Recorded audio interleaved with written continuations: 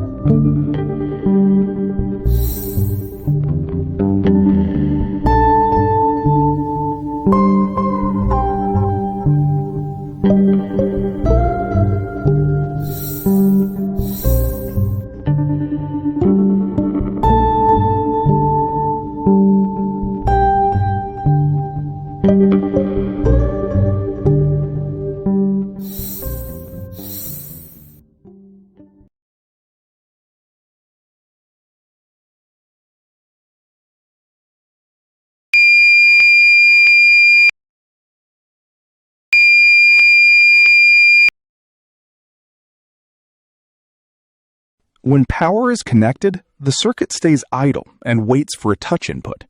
At this moment, Q1 and Q2 remain off, and the LED and buzzer stay inactive.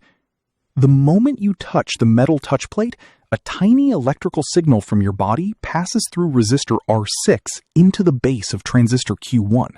This switches Q1 on. As Q1 conducts, its collector voltage drops low.